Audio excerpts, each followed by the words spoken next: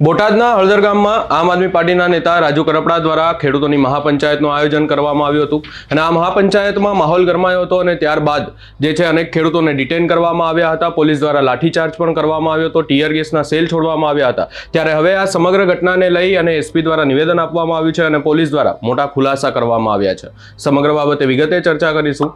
નમસ્કાર, હું છું ઉજ્જવલ અને આપ જોઈ રહ્યા છો નિર્ભય ન્યૂઝ.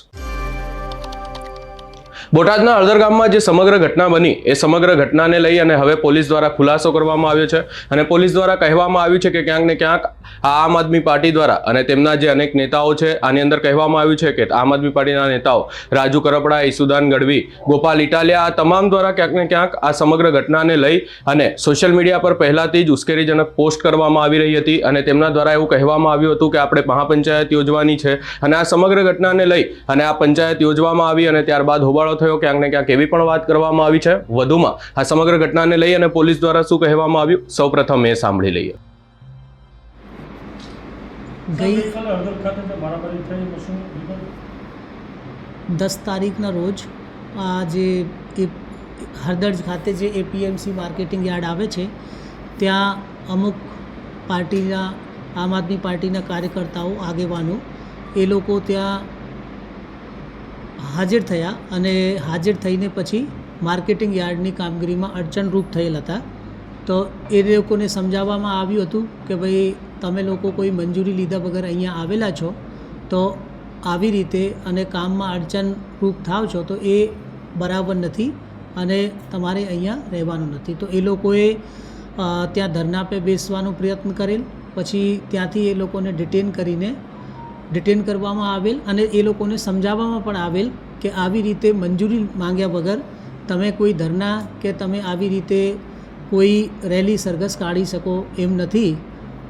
છતાં એ લોકોએ ત્યાર પછી એમના જે અમુક આગેવાનો છે જેમાં કે ઈસુદાન ગઢવી, એ ગોપાલ ઇટાલિયા, બીજું રાજુભાઈ કરપડા, સોશિયલ મીડિયામાં અન્ય અમુક સોશિયલ મીડિયાના મારફતોથી અને પોતાના કાર્યકર્તાઓને સંબોધીને કહેતા હતા કે હવે આપણે બોટાદમાં એપીએમસી યાર્ડમાં 12 તારીખે ભેગા થવાનું છે અને ઉશ્કેરાઈજનક અને પોલીસના સામેની પણ વિડીયો એ લોકો અપલોડ કરી રહ્યા હતા.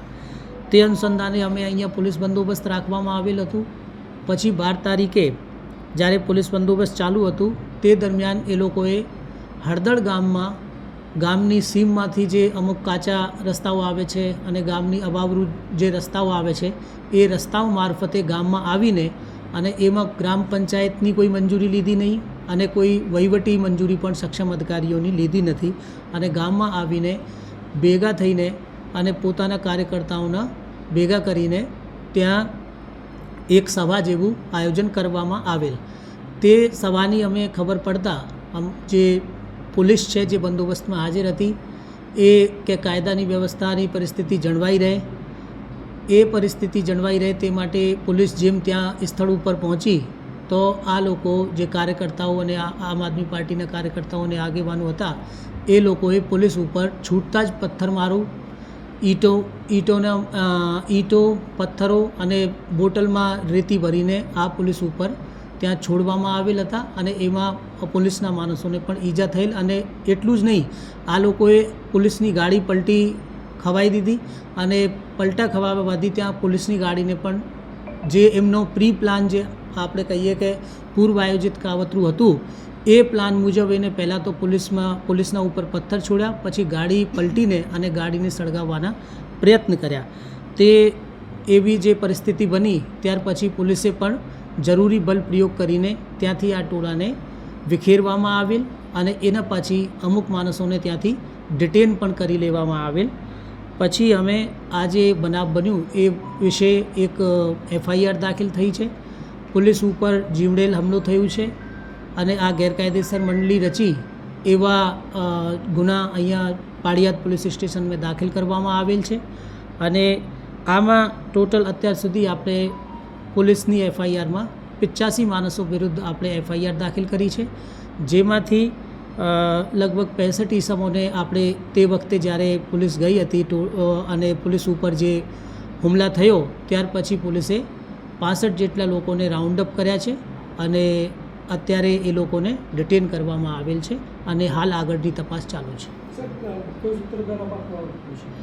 આમાં આપણે કહી શકીએ કે મુખ્ય સૂત્રધાર જે પહેલાંથી જ એ લોકો સોશિયલ મીડિયા મારફતે અને અન્ય મીડિયાઓ મારફતે એ લોકો જે પૂર્વ આયોજિત આ કાવતરું રચી રહ્યા હતા કે આપણે ત્યાં ગામે જવાનું છે અને આવું કરવાનું છે.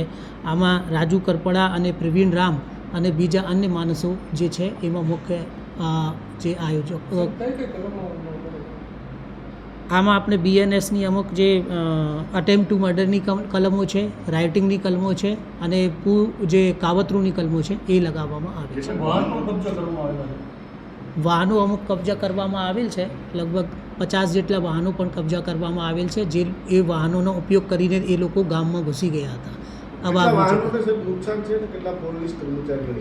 પોલીસના 2 વાહનોમાં નુકસાન આવેલ છે અને 5 પોલીસવાળાઓને ઈજા પણ થયેલ છે, જેમાં 2ને ગંભીર એટલે માથામાં ઈજા થયેલ છે.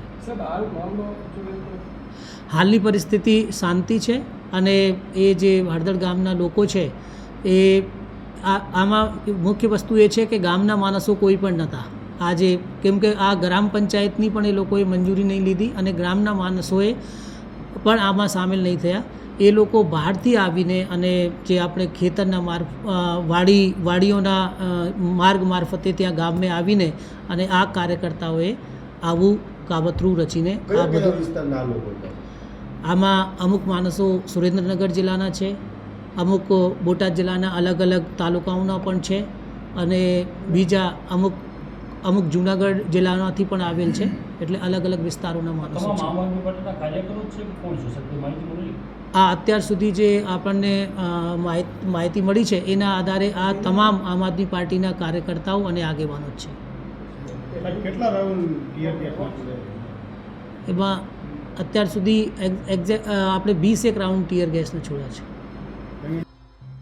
અહીંયા પોલીસ દ્વારા સ્પષ્ટ કહેવામાં આવ્યું છે કે આ સમગ્ર બાબતને લઈ અને ક્યાંક ને ક્યાંક આમ આદમી પાર્ટીના નેતાઓનું પૂર્વ આયોજિત આ કાવતરું હતું અને ક્યાંક ને ક્યાંક પોલીસની જે ગાડીઓ તોડવામાં આવી, પોલીસની ગાડીઓને ઉથલાવી દેવામાં આવી, પોલીસ પર જે પથ્થરમારો કરવામાં આવ્યો, એની અંદર ક્યાંક ને ક્યાંક આમ આદમી પાર્ટીના જ નેતાઓ અને આમ આદમી પાર્ટીના જે કાર્યકર્તાઓ હતા એવું પણ કહેવામાં આવ્યું છે. અને આ ક્યાંક ને ક્યાંક સમગ્ર ઘટના જે છે એ આમ આદમી પાર્ટીના નેતાઓ દ્વારા ઉશ્કેરીજનક રીતે કરાવવામાં આવી હોય એવું નિવેદન આપવામાં આવ્યું છે. વધુમાં પોલીસ દ્વારા અહીંયા કહેવામાં આવ્યું છે કે હાલ આમ આદમી પાર્ટી નેતા રાજુ કરપડા અને પ્રવીણ રામ સામે FIR કરવામાં આવી છે અને બીજા અન્ય 85 જેટલા લોકોની જે છે અટકાયત કરવામાં આવી છે. આ સમગ્ર ઘટનાને લઈ અને હવે આગામી કાર્યવાહી કરવામાં આવશે એવી પણ વાત કરવામાં આવી છે.